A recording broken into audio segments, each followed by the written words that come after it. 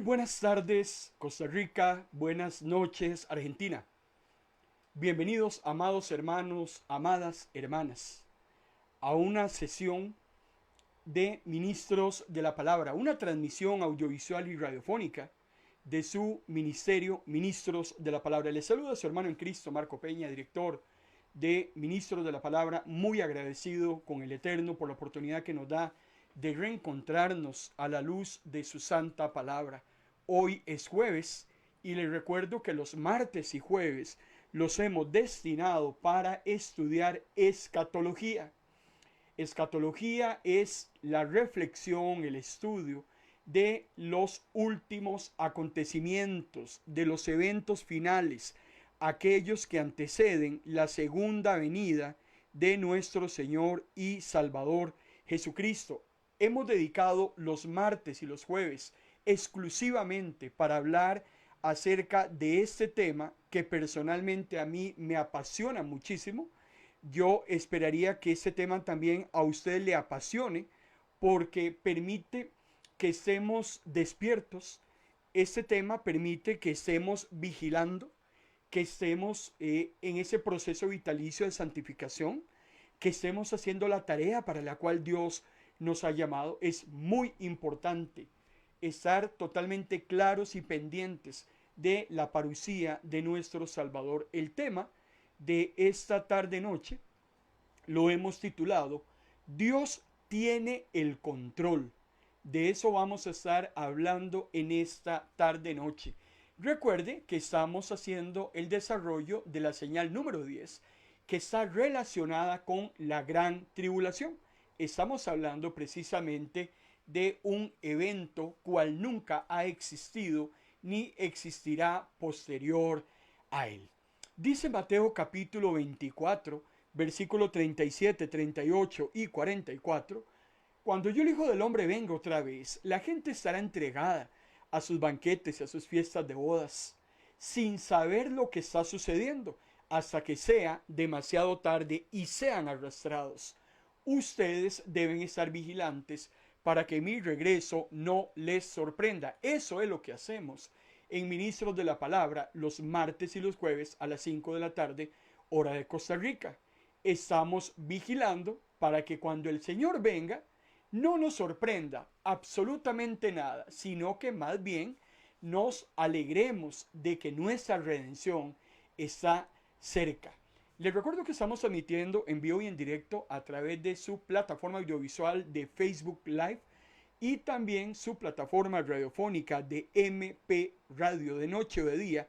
MP Radio es tu mejor compañía. Decíamos que en este análisis que estamos haciendo de la señal número 10, tenemos que analizar 4 grandes tópicos y ya pudimos avanzar en 3 de ellos. Estamos en este momento desarrollando el número 4, pero ya abordamos que la gran tribulación marca un antes y un después. ¿Quiénes van a ser atribulados? Ya ahondamos acerca de este tema. Concluimos que es un suceso antes de la ira y en este momento estamos concentrados en que la tribulación es un suceso que tiene un inicio, que tiene una duración y que tiene un cese. Dicho de otro modo, es un evento que está limitado y también controlado por nuestro Señor. Nada de lo que va a suceder en cuanto a los eventos escatológicos van a suceder al azar. El Señor tiene el control absoluto de todas las fichas de ese ajedrez divino. En estas 3 últimas preguntas del cuarto tópico, entonces, tenemos que analizar cuándo va a ocurrir ese tiempo de angustia, cuánto tiempo va a durar esta gran tribulación y, número 3, cuándo va a terminar.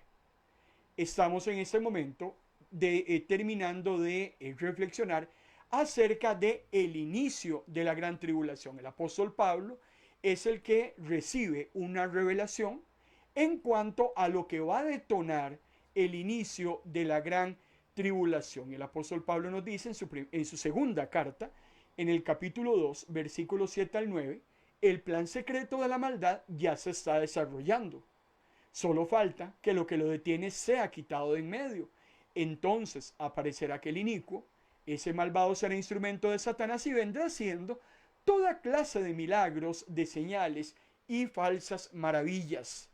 Todo está preparado desde hace muchísimo tiempo. El apóstol Pablo escribe su segunda carta a los tesalonicenses hace 2000 años, y él mismo decía hace 2000 años que el plan secreto ya se está desarrollando, está totalmente listo para salir a la luz. Sin embargo, hay algo que lo detiene. Y decíamos la semana anterior que eso que lo detiene no es una persona, no es el Espíritu Santo, no es la iglesia. Hay una acción que es la que detiene la aparición de la trilogía satánica. Y el mismo Daniel en el capítulo 12, versículo 11 y 12, nos dice qué es lo que lo detiene. Resumíamos ahora el martes anterior que la libertad que usted y yo tenemos como iglesia para reunirnos libremente, para adorar a Dios, para proclamar las buenas nuevas de salvación a todos los perdidos, es lo que detiene el avance del enemigo. Sin embargo, en un momento dado, dice Daniel, que cuando ya esto no suceda, es cuando entonces el anticristo va a entrar, amado hermano y hermana, con todas sus aberraciones, con todas sus maldades. Ahora, algo muy importante también que yo quería comentarle y que estuve meditando en estos días en cuanto a este tema. Recuerde usted que muchas veces la aparición de enemigos, cuando aparecen los enemigos, me estaba cuestionando una tarde de estas, ¿cuándo es que aparecen tus enemigos? ¿Cuándo es que aparecen tus demonios? ¿Cuándo es que aparecen aquellas cosas que te desagradan, aquellas cosas que te maltratan? ¿Cuándo es que los enemigos hacen sus apariciones? Y yo concluía que los enemigos muchas veces van a aparecer porque son consecuencias de los errores que usted y yo cometemos. El anticristo y la trilogía satánica en la cual él está inmersa son enemigos de los creyentes y ellos en algún momento van a hacer su aparición. En la Biblia claramente aparece y es delimitado y es totalmente claro cuándo es que nuestros enemigos aparecen. Y decía Deuteronomio capítulo 28, versículo 15 y 48. Pero si no obedecen los mandamientos, Deuteronomio capítulo 28 es un capítulo muy interesante porque me habla de bendiciones para el obediente y de maldiciones para el desobediente. Ya en esta segunda parte del capítulo, entonces dice, pero si no obedecen los mandamientos de Dios que hoy les he dado, serán castigados y caerán sobre ustedes las siguientes maldiciones. Dios enviará contra ustedes muchos enemigos y ellos harán de ustedes sus esclavos. Dios les quitará todo y vivirán en la pobreza. No tendrán comida ni agua ni ropa, serán esclavos y acabarán para ser destruidos. Recuerde usted que la gran tribulación es un tiempo de prueba, es un tiempo de perfeccionamiento, es un tiempo para pulir, es un tiempo para saber quién es quién, es un tiempo para también traer juicio sobre este mundo. Y qué interesante, porque cuando usted y yo hemos sido desobedientes ante Dios, nuestros enemigos aparecen inmediatamente, porque nuestros enemigos en muchas ocasiones son causas de nuestros errores o causas de nuestra desobediencia. En muchas ocasiones el Señor envió enemigos a la nación de Israel para someterlos a grandes tiempos de prueba, producto de la desobediencia de la nación de Israel. Cuando se volvían arrogantes, cuando la nación creía que todo lo que tenía ellos lo habían producido, cuando se olvidaban de las bondades y misericordias de Dios, cuando se iban a mezclar con impíos, cuando adoraban ídolos, cuando dejaban al verdadero Dios. Usted encontrará incontables ocasiones. Vaya al periodo de los jueces y encontrará N cantidad de enemigos. Vaya usted a la época de los reyes, cuando vienen los babilonios, luego vienen los medopersas, luego aparecen a los griegos, los romanos. Israel siempre atrajo enemigos por su desobediencia. Entonces, cuando vamos al libro de Ezequiel, que es otro libro escatológico, profético, en el capítulo 12, versículo 15 y 16, dice la palabra de Dios: y cuando se encuentren dispersos entre las naciones, reconocerán que yo soy Dios. Dejaré que algunos de ellos queden con vida. Sobrevivirán a la guerra, al hambre, a las enfermedades, para que les cuenten a las naciones todas las maldades repugnantes que cometieron. Entonces reconocerán que yo soy Dios. En muchas ocasiones, el Señor le somete a usted y me somete a mí a tiempos de angustia y tiempos de prueba, precisamente con un fin. En muchas ocasiones hemos desobedecido a Dios y entonces el Señor tiene que traer a nosotros aflicción para que nosotros entendamos y nos ubiquemos quién es creador y quién es criatura. Muchas de las calamidades que nosotros sufrimos no necesariamente son por la causa de Cristo, como lo vamos a analizar ahora más adelante. El apóstol Pedro decía que existen dos tipos de sufrimiento: cuando yo sufro por la causa de Cristo y cuando yo sufro producto de mis errores. Y producto de mis malas decisiones es que entonces acarreo tribulaciones, acarreo aflicciones, acarreo momentos difíciles. Y es ahí cuando Dios precisamente mete la mano, como lo hizo muchas veces con la nación de Israel, entregándolo a los madianitas, entregándolo a los filisteos, entregándolos a otros cananeos, entregándolos a los babilonios.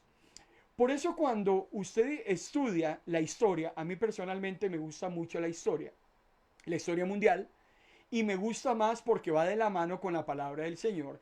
Aquella historia mundial que no va de la mano con la palabra es una falacia. Pero cuando se estudia la historia, el mundo allá afuera, cuando hablan del surgimiento de los grandes imperios, cuando hablan de los egipcios, cuando hablan de los babilonios, cuando hablan de los griegos, de los romanos, de los persas, de los medos, todos esos imperios antiguos que fueron muy poderosos, hermano y hermana, el hombre ha definido que esos grandes imperios salieron a la luz porque el hombre siempre ha tenido una naturaleza hacia esa búsqueda de demostrar la supremacía por los demás. Aparece un imperio que subyuga a el resto de las naciones que tienen vecinas para acrecentar su poderío, para hacerse más ricos, para hacerse más grandes que los demás. Pero cuando vamos a la Biblia y vemos el surgimiento de esos enemigos, muchas veces esos enemigos surgieron porque fueron consecuencia de los errores de la nación de Israel. Israel le abrió de par en par a sus enemigos que huestes del aire o vientos de maldad, como los llama Daniel, surgieran e hicieran su aparición. En resumen, estamos hablando que hay algo que detiene en este momento a la aparición del anticristo. Si la iglesia está haciendo lo que tiene que hacer, si nos estamos santificando como tenemos que hacerlo, si estamos ejecutando la obra, no le estamos permitiendo al enemigo que esos vientos de maldad o esas huestes del aire, como las llama Daniel, surjan. Y estamos deteniendo esa actividad satánica. En el momento en que usted y yo empecemos a cometer errores y a desagradar a Dios, lo que vamos precisamente es acarrear maldiciones a nuestras vidas. Hay muchas personas allá afuera que por culpa de sus errores y sus equivocaciones han atraído calamidad sobre su existencia. La Biblia es clara: obedeces, Dios te bendice; desobedeces, Dios trae maldición sobre tu vida. Cuando Daniel está teniendo un sueño respecto a los grandes imperios que iban a surgir, empezando por el babilonio que ya existía, es interesante cuando vamos a Daniel capítulo 7, versículos 2 y 3, y nos dice la palabra: yo soy Daniel. Una noche soñé que los cuatro vientos del cielo soplaban muy fuerte sobre el gran mar. De repente salieron del mar cuatro grandes monstruos, todos ellos diferentes. ¿Por qué surgieron estos cuatro vientos del cielo? ¿Por qué surgieron estas huestes del aire? Recuerde usted que Israel ha desobedecido constantemente a Dios.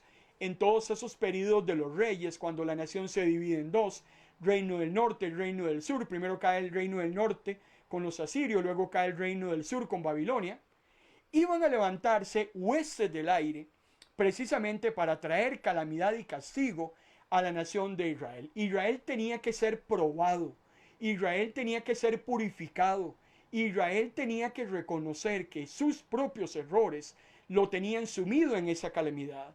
Exactamente Dios opera con usted y conmigo. Las tribulaciones precisamente nos ubican, nos hacen reaccionar, nos hacen entender cuando creemos que tenemos toda la situación controlada y en un abrir y cerrar de ojos nos quedamos sin nada. El Señor nos demuestra ahí quién es quién. Por eso es que Daniel, hablando de esos 4 vientos del cielo o esas huestes del aire, está hablando precisamente del imperio babilónico, del imperio medo-persa, del imperio griego y del imperio romano.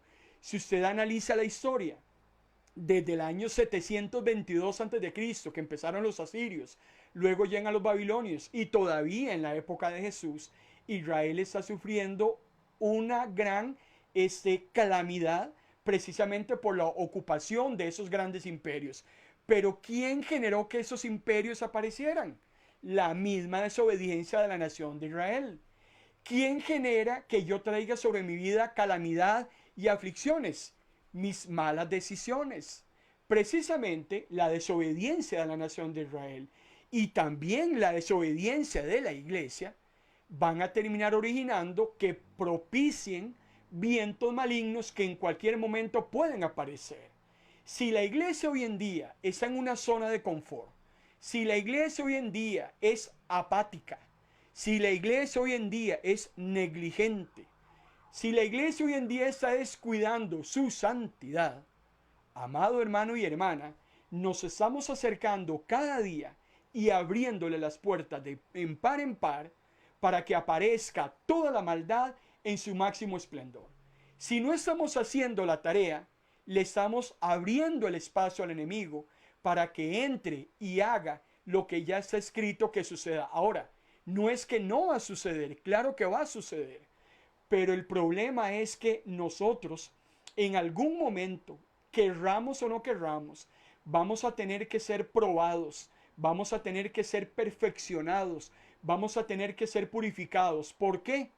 Porque hemos entrado en apatía, ya no queremos evangelizar, no queremos orar, no queremos congregarnos, no queremos leer la palabra.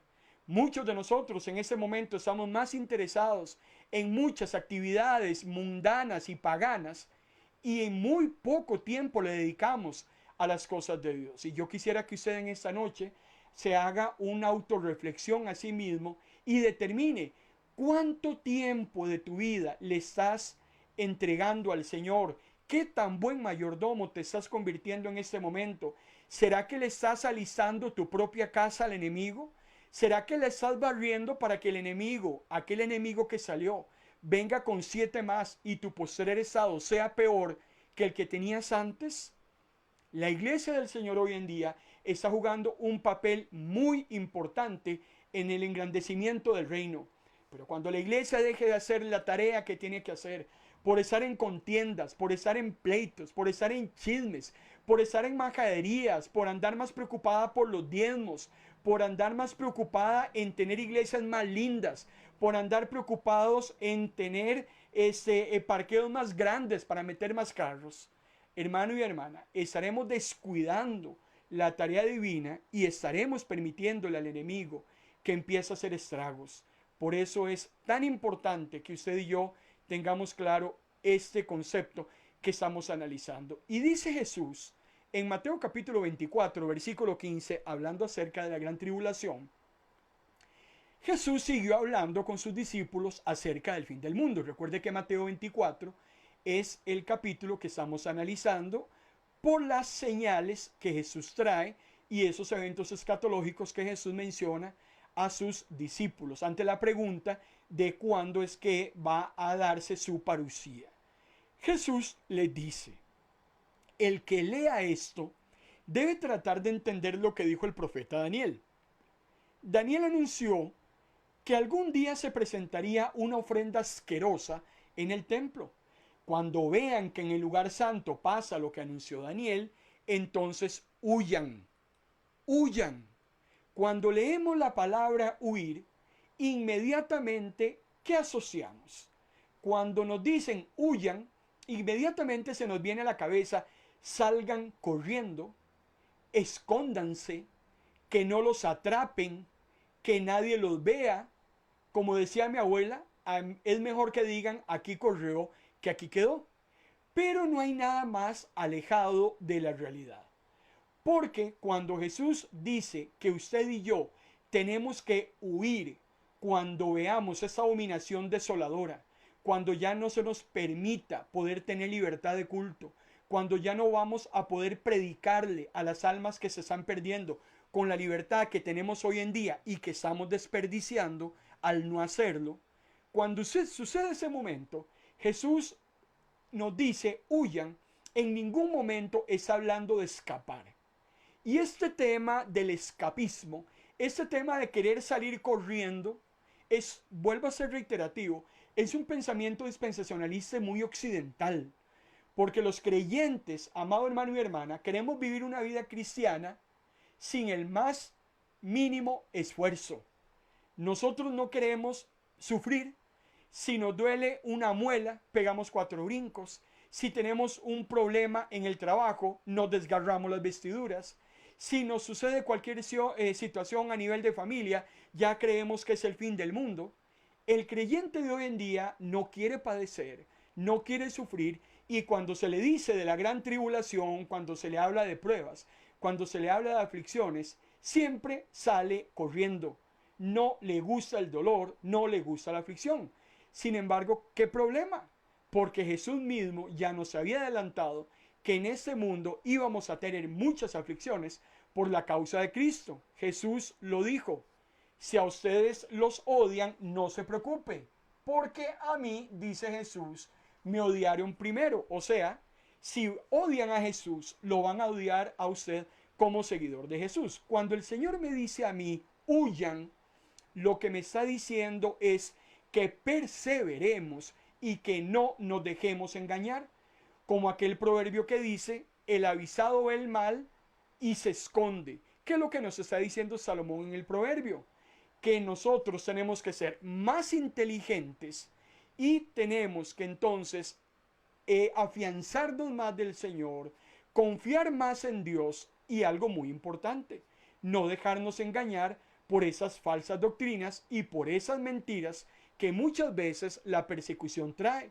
Cuando vayamos a analizar Apocalipsis capítulo 13, la aparición del anticristo, el trabajo del falso profeta, la bestia que sube de la tierra, encontraremos que una de sus grandes artimañas es engañar a ese mundo de entonces.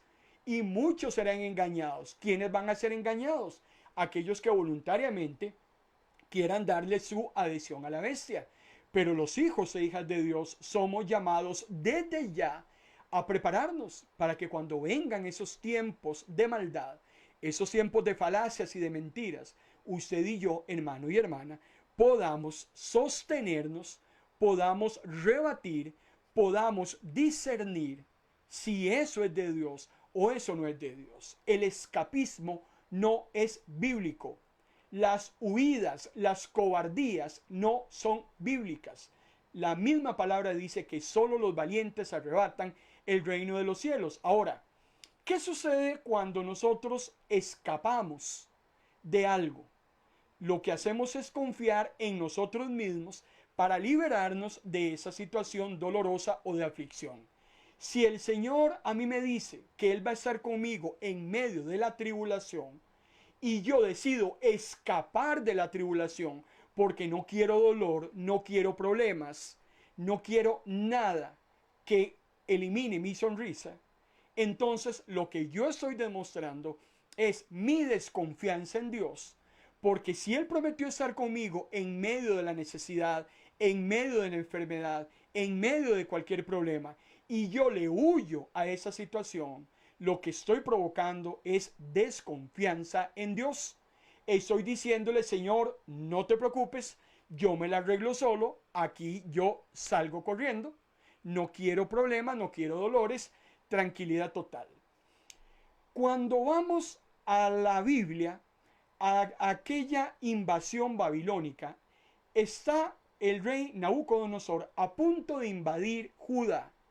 Y el profeta Jeremías trae un mensaje de parte de Dios, donde Dios le dice a la nación, en primer lugar, la invasión babilónica no es porque los judíos fueran buenos. Los hebreos, hermano y hermana, habían desobedecido a Dios, y por eso Dios trae a los babilonios como juicio sobre Israel.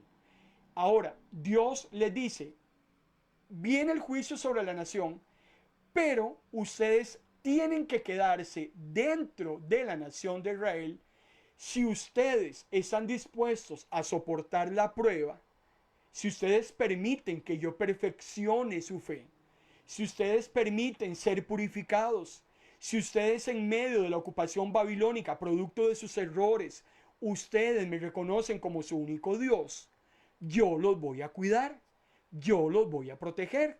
Ese es un mensaje que usted puede leer en Jeremías capítulo 42. La invasión babilónica es inminente.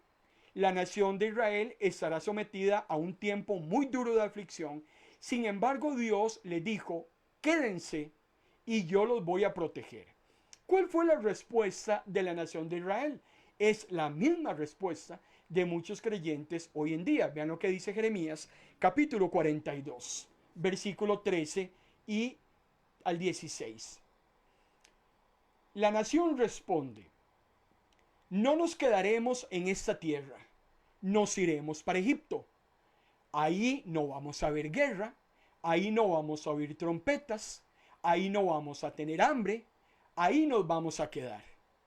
Entonces dice Dios, si ustedes no se quedan, si ustedes no quieren confiar en mí, si ustedes no quieren atravesar la prueba, si ustedes no quieren que yo esté con ustedes en medio de la tribulación, entonces de una vez les garantizo que la espada que ustedes temen los va a alcanzar allí en la tierra de Egipto. Y el hambre que les preocupa les seguirá de cerca allí en Egipto, y allí morirán. Este texto tiene una grandísima connotación espiritual, porque la nación de Israel quería huir hacia una nación que históricamente siempre fueron sus captores. ¿Qué es lo que nos está diciendo la palabra? ¿Qué simboliza Egipto para usted y para mí? Egipto simboliza aquel lugar del cual el Señor nos rescató una vez, y Dios constantemente nos dice en su palabra que Él no desea que nosotros nunca volvamos, porque el Señor hizo maravillas y prodigios para sacarnos de donde estuvimos mucho tiempo esclavizados, para que ahora por nuestra propia voluntad querramos volver a un lugar de donde Dios nos ha sacado. Y es aquí donde muchas personas hoy no quieren sufrir. Según ellos, la vida cristiana es un lecho de rosas. Les predicamos y les mentimos a las personas en los púlpitos, hermano y hermana, que la vida cristiana es tranquila, que en la vida cristiana no se sufre, que con el Señor todos somos millonarios. Inventamos esas doctrinas falsas de prosperidad, que todos los creyentes tienen que ser sanos. Creyente enfermo es un mal creyente, creyente pobre es un creyente que no le tiene fe a Dios. Y es ahí donde empiezan a crearse un montón de mentiras, y empezamos a sentir pesada la cruz de Cristo, y muchos en determinado momento se van a lo que era antes. Y es aquí donde Dios le advierte a la nación de Israel y le advierte a usted que si no estamos dispuestos a pasar esos periodos de prueba que todos tenemos que atravesar, porque todos tenemos nuestros propios desiertos, si creemos que podemos escaparnos e irnos hacia otro lado, volver a ser lo que éramos antes, hermano y hermana, hasta ahí donde vayamos, hasta ahí llegará el castigo y la maldición de Dios. ¿Y por qué? Porque no decidimos confiar en el Señor en nuestra vida cristiana, indistintamente en nuestra circunstancia, y preferimos entonces tomar la decisión de devolvernos a lo que éramos. Eso es escapismo. Eso es salir corriendo. Eso es de cobardes. Por eso Jesús mismo decía, el que pone las manos en las manceras, esas agarraderas del arado, y quita la mirada del surco de lo que está haciendo, definitivamente, decía Jesús, no es digno de mí. Es muy importante que nos quede claro este concepto, porque tenemos que atravesar tribulaciones, tenemos que atravesar pruebas, y tenemos que confiar en Dios. En el momento en que desconfiemos de Dios, el postrer estado, decía Jesús, y lo dice el mismo apóstol Pedro, será peor. Era mejor no haber nunca conocido a Dios, que conociéndolo nos devolvamos a ser lo que éramos antes. Nuestro postrer estado será peor. Por eso es tan importante que hablemos acerca de este tema y que ante la prueba Dios espera que confiemos en su intervención a favor nuestro. Si yo huyo, yo estoy poniendo mi confianza en mí y desconfiando en Dios. Recuerde, hermano y hermana, que la única manera, y el que tiene oídos en esta noche para oír, oiga muy bien, la única manera de ir al cielo, la única manera de heredar la vida eterna es a través de las tribulaciones. Y estoy diciéndolo con toda autoridad y fundamentado en la palabra del Señor. Dice Hechos capítulo 14, versículo 22. Debemos sufrir mucho. Es necesario que a través de muchas tribulaciones entremos en el reino de Dios. Por eso esas doctrinas escapistas, esas doctrinas de que, uy, no, el Señor nos va a llevar para que no pasemos dolores, tristezas, aflicciones, porque el Señor nos ama tanto que Él no quiere que padezcamos. Perdóneme, discúlpeme, pero eso es una mentira satánica, porque Jesús lo dijo, en este mundo tendréis aflicción. Jesús no le mintió a usted, Jesús no me mintió a mí, y el mismo apóstol Pablo lo ratifica. Hay que sufrir mucho. Es necesario que para entrar al reino de Dios pasemos tribulaciones. Las tribulaciones, como lo veremos más adelante, nos enseñan, traen paciencia, provocan esperanza, refinan precisamente a los creyentes y es un filtro que Dios utiliza para saber quién es quién. La segunda pregunta que teníamos que contestar en cuanto a el tema del inicio de la duración y el cese de la tribulación está relacionada con el tiempo de duración de esta gran tribulación. Muy importante hacer nota de ese superlativo, gran tribulación, no pequeñita tribulación. ¿Cuánto va a durar la gran tribulación?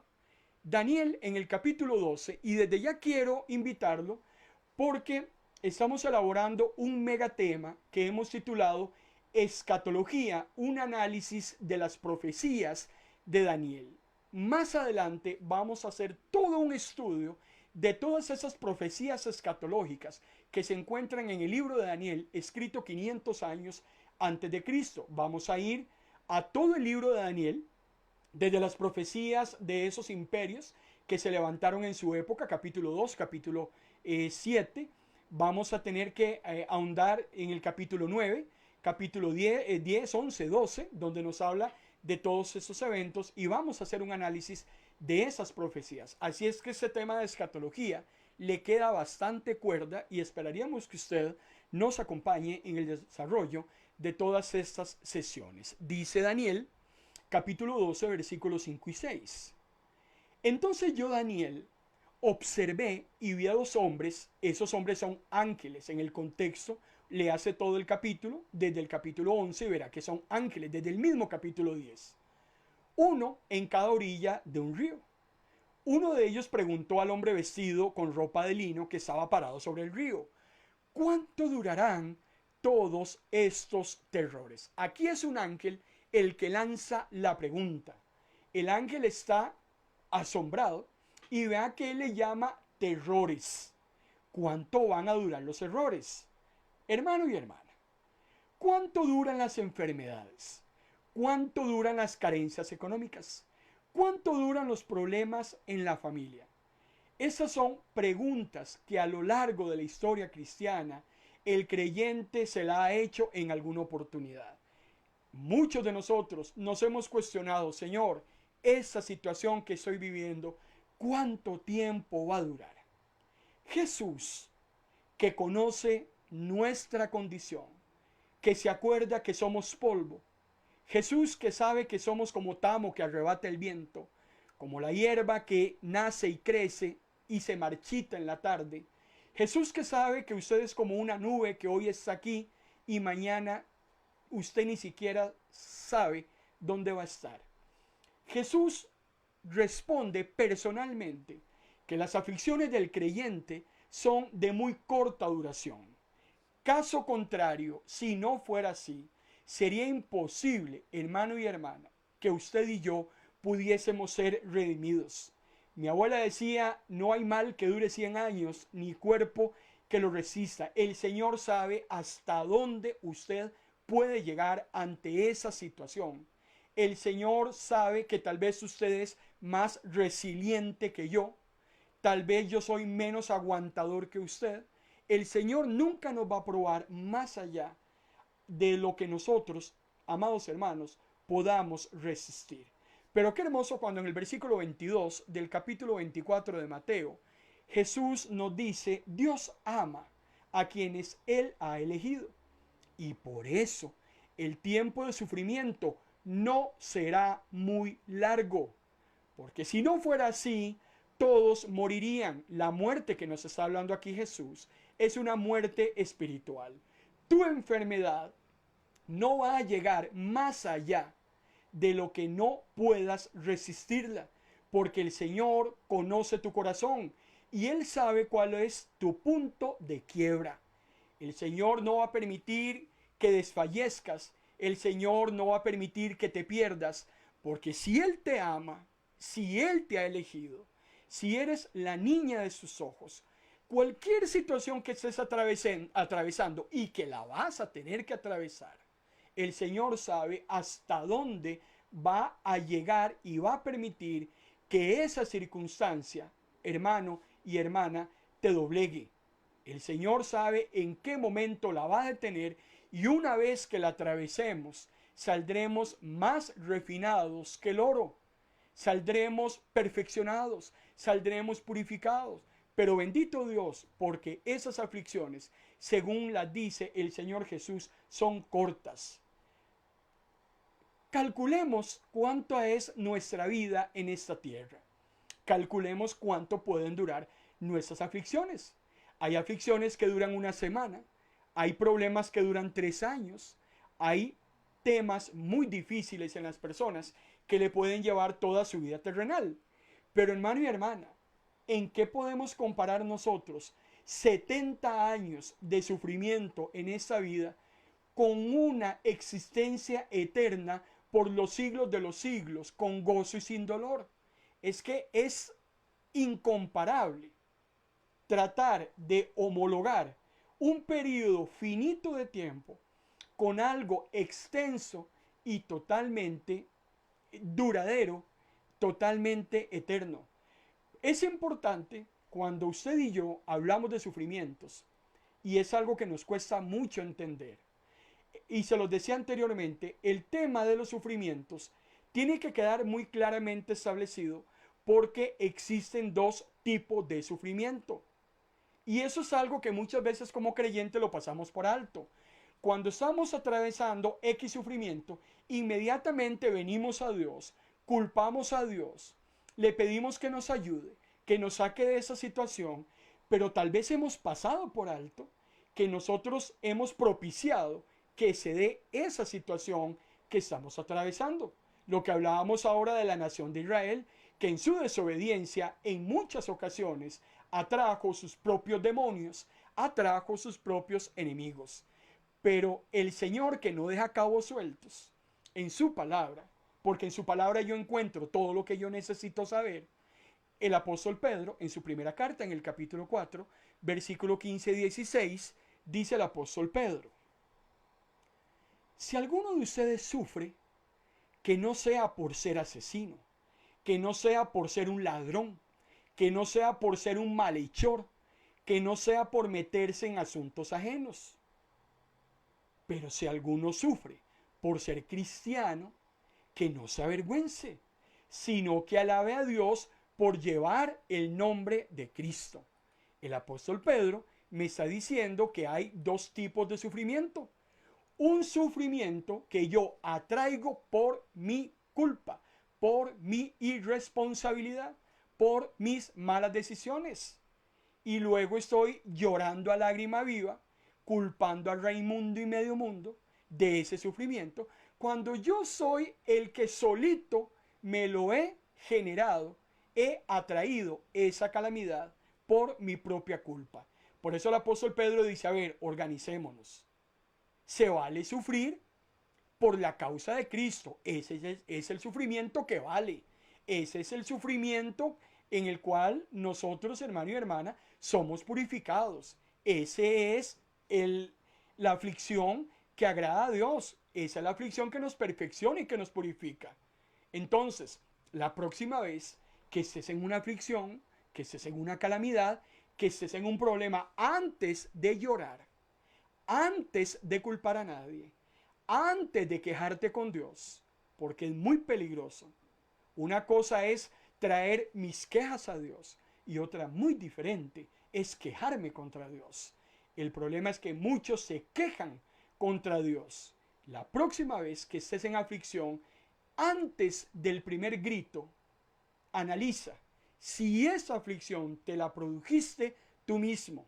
Entonces ahí entenderás realmente quién es el único o la única culpable de esa situación que estás viviendo.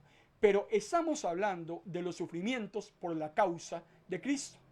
Dice el apóstol Pablo en Romanos capítulo 8, versículo 18, lo que sufrimos ahora como creyentes no es nada comparado con la gloria que Él nos dará después. Nuestro presente, hermano, hermana, es muy breve.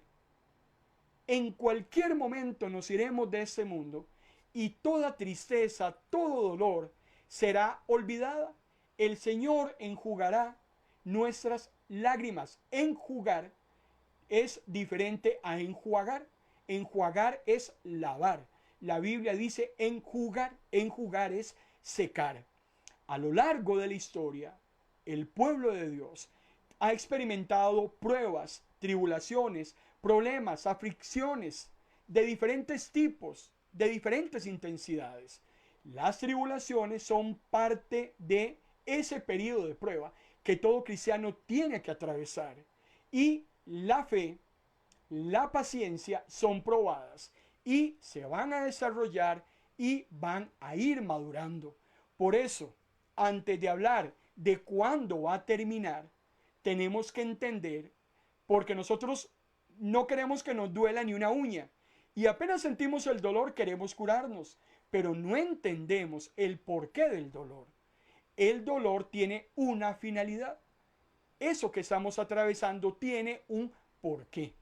El apóstol Pablo, en Romanos capítulo 5, versículo 3 al 5, nos dice, y también nos gozamos de las aflicciones. Gozarse de las aflicciones.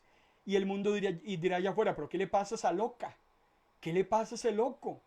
¿Quién se goza de las aflicciones? ¿A quién le gusta llorar? ¿A quién le gusta estar triste? ¿A quién le gusta estar postrado en la cama de un hospital? Lo que sucede es que el creyente le da un giro totalmente de 180 grados. El creyente revoluciona lo que es conocido y aceptado por el hombre y determina que usted y yo, indistintamente la situación en la que nos encontremos, podemos tener gozo y contentamiento. ¿Por qué? Porque la aflicción nos enseña a tener paciencia. Si hay algo que este mundo no acepta y la desespera, es la paciencia. La paciencia, dice Pablo, nos ayuda a superar las pruebas y así nuestra esperanza se va a fortalecer. Y esa esperanza nunca nos defrauda, pues Dios llenó nuestros corazones de su amor por medio del Espíritu Santo que Él nos dio. Ahora sí entendemos el porqué de la relevancia de las aflicciones. Las aflicciones nos permiten y nos enseñan a ser pacientes, a esperar, a entender que Dios controla todas las situaciones. Que si yo meto la mano en esa situación, puede empeorar y que mi castigo puede ser peor o la consecuencia puede ser peor. Pero cuando en medio de la aflicción yo tengo paciencia, espero en Dios inmediatamente hay algo que Dios trae a mi vida y es la esperanza. Eso que el mundo afuera en ese momento no tiene. El mundo hoy en día vive sin Dios y sin esperanza. Viven el día. El mundo hoy en este momento lo que anda buscando es en cómo divertirse, en cómo pasarla bien, en cómo hacerle daño a los demás, en cómo obtener beneficios personales. Pero el Hijo de Dios mantiene viva la esperanza. ¿Cómo se produce la esperanza? La esperanza se produce a través de la paciencia. ¿Dónde obtengo yo paciencia? Vuelvo al punto de partida, a través de la tribulación. La tribulación me lleva a la paciencia a la esperanza. ¿Quiero esperanza? La esperanza se obtiene con paciencia. ¿De dónde sale la paciencia? A través de la aflicción. Vea qué fácil, vea qué simple lo enseña el apóstol Pablo, y yo quisiera que a partir de hoy nosotros entendiéramos este tema de las tribulaciones y que dejemos de ser tan escapistas, tan huidores, que dejemos de andarnos escondiendo, porque así lo que menos demostramos es nuestra confianza en el Señor. El apóstol Pablo, en su segunda carta a los Corintios, en el capítulo 4, versículos 16 y 17 dice: por eso no nos desanimamos. Aunque nuestro cuerpo se va desgastando, nuestro espíritu va cobrando más fuerza. Las dificultades que tenemos son pequeñas, no van a durar siempre. Gracias a ellas, dice Pablo, Dios nos llenará de la gloria que dura para siempre, una gloria grande y maravillosa. El apóstol Pablo decía allá en otra de sus cartas: si yo quiero obtener los beneficios de la gloria de Dios, pues yo también tengo que ser partícipe con los sufrimientos de Cristo. Yo quiero la gloria de Cristo. ¿Qué es primero, decía mi abuela, el huevo o la gallina? ¿Quiero yo participar de la herencia eterna? Hay que también aprender a participar de las aflicciones, en las cuales Jesús es nuestro más claro ejemplo. Cualquier problema, cualquier dificultad que usted como creyente viva en esta existencia terrenal, será lo único malo que usted vea, porque su eternidad estará llena de gozo. Caso contrario, las alegrías que usted ve en ese momento a los impíos disfrutando, esas risas, esos placeres, esos dineros que se botan, es lo único bueno que el impío verá durante toda su existencia, y será solamente en esta tierra, porque cuando parta la eternidad lo estará esperando todos los horrores que la Biblia ha predicho para todos aquellos que rechazaron a Jesús como su único suficiente Salvador. ¿De qué lado está usted? ¿De qué lado quiere estar usted? ¿Usted es de los que en ese momento quieren que todo sea una risa? Hay gente que en ese momento su vida es una broma, su vida es un vacilón, su vida es un disfrute, su vida es gastar, su vida es comer rico, su vida es viajar, su vida es gastar, su vida es comprarse cosas, su vida es andar de aquí para allá. Le huyen a los problemas, le huyen a las tristezas, le huyen al dolor. Andan haciendo estupideces tras estupideces, metiéndose en problemas y problemas. Ojalá que usted no sea ese tipo de persona, porque saliendo de esa risotada, que es ese mundo en el que viven, dice el Señor Jesús, allá afuera será el lloro y el crujir de dientes. El Hijo y la hija de Dios tienen un concepto diferente en cuanto a la tribulación. Vean lo que dice el apóstol Pablo, muy hermosa su segunda carta a los Corintios en el capítulo 4. El apóstol Pablo dice: nosotros, hablando de los creyentes, no nos preocupamos por lo que nos pasa en esta vida, que pronto acabará. Al contrario, dice Pablo, nos preocupamos. ¿De qué nos tenemos que preocupar? De lo que nos pasará en la vida que tendremos en el cielo. Ahora, no sabemos cómo va a ser esa vida, pero lo que sí sabemos es que será eterna.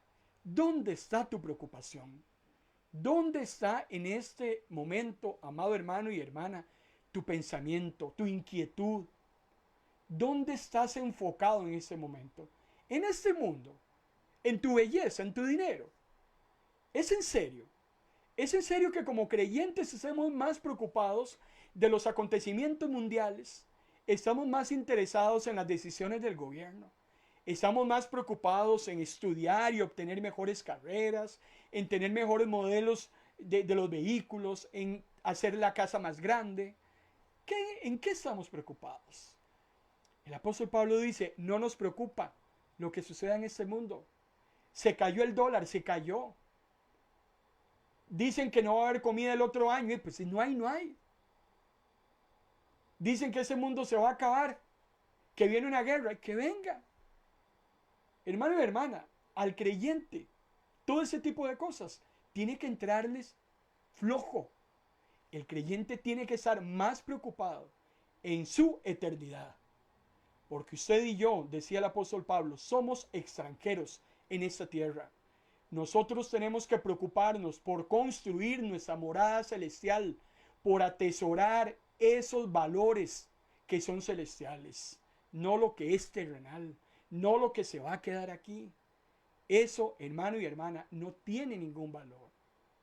Suéltese de todo eso que a usted lo tiene atado en este mundo y empiece a trabajar en su vida eterna. Empiece a valorar lo que es importante. Se venga lo que se venga, el Señor ha prometido estar con nosotros siempre. Porque ni lo alto, ni lo profundo, ni lo pasado, ni lo porvenir, ninguna cosa creada, ni la muerte, podrá separarnos del amor de Dios. Nada, absolutamente nada, podrá separarnos del amor de Cristo. Así es como piensan los creyentes. Te damos gracias, Señor, por tu palabra. Gracias porque en esta noche has hablado en nuestros corazones. Gracias porque como hijos e hijas de Dios sabemos en quién confiamos. Sabemos en quién hemos creído. Sabemos dónde está nuestra fe amparada. Estamos, Señor, cimentados en el fundamento, en la piedra angular, en la roca inconmovible de los siglos. Que nada nos mueva, Señor. Danos discernimiento. Danos, Señor, de tu amor. Ayúdanos, Señor. Has prometido estar con nosotros en nuestras debilidades, en nuestras aflicciones. No nos dejes, Señor. Sosténnos con tu mano poderosa. Acuérdate, Señor, de que somos polvo. Ten misericordia, Señor, de cada uno de nosotros. Reconocemos en esta noche que no somos los mejores. Reconocemos en esta noche, Señor, que fallamos. Fallamos de palabra, fallamos del pensamiento, fallamos de acción y hasta fallamos por omisión. Ten misericordia, Señor, de nosotros. Aviva el fuego, Señor, en nuestras vidas. Y que podamos, Señor, seguir adelante hasta el último día de nuestras vidas. En el nombre de Cristo Jesús. Amén. Gloria a Dios.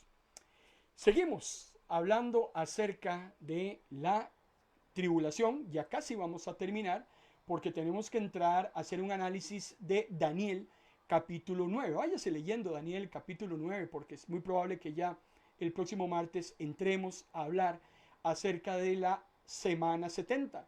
Estamos inmersos en todo este tema de la señal número 10, la cual implica hablar del anticristo, hablar de la gran tribulación, hablar de la trilogía satánica, hablar de esta gran persecución, y es muy importante que ahondemos en estos temas. Pues bien, si Dios lo permite, martes y jueves de la próxima semana, seguimos hablando de escatología, un análisis de Mateo capítulo 24. Les recuerdo que hoy a las 7 de la noche, exactamente en 1 hora y 6 minutos, la doctora Gisela Araya estará con su acostumbrado programa Psicología del Alma, un programa radiofónico y se transmite a través de MP Radio, de noche o de día. MP Radio es tu mejor compañía y MP Radio usted la encuentra en cualquier buscador del internet. Usted entra a ministrosdelapalabra.org y ahí estará escuchando la radio. La doctora Araya trae un tema en esta noche muy interesante, un tema del día a día, como profesional en psicología y como Ella labora con el Ministerio de Educación Pública, tiene que trabajar con niños y jóvenes. Y en ese momento hay una situación en la juventud, no es nueva, pero cada día se va agravando más. Y está relacionada con las redes sociales, está relacionada con los dispositivos móviles y el uso que muchos de nuestros niños y jóvenes le dan a esos dispositivos. Hoy en día han proliferado, y esta es una práctica que viene del enemigo. El enemigo anda buscando a quien destruir y está destruyendo a nuestros niños y jóvenes a través de esos famosos jueguitos que hoy le llaman retos. Los retos son competencias, los retos son precisamente una especie de deporte diabólico para probar quién es el mejor.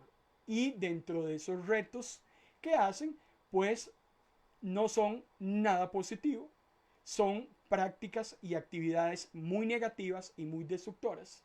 Y que es importante que usted como padre, como abuelo, como tío, como tía, las conozca y que controlemos el uso que nuestros niños y jóvenes le dan a sus dispositivos móviles. Usted tiene que saber con quién conversa su hijo, qué hace su hijo con su teléfono celular, con esos tiempos de esparcimiento, porque Satanás está aprovechándose y está destruyendo a nuestras familias. Pero de eso, dejemos que sea la doctora Araya la que profundice en cuanto a este tema exactamente dentro de 1 hora y 4 minutos. Yo por mi parte me despido, espero haberle servido. He llegado a la meta en este día. Mañana será otro día. Por lo pronto lo bendigo con toda bendición de lo alto. Y si Dios lo permite, nos volveremos a ver en Escatología, un análisis de Mateo capítulo 24, el próximo martes 5 de la tarde, hora de Costa Rica. Que Dios los bendiga.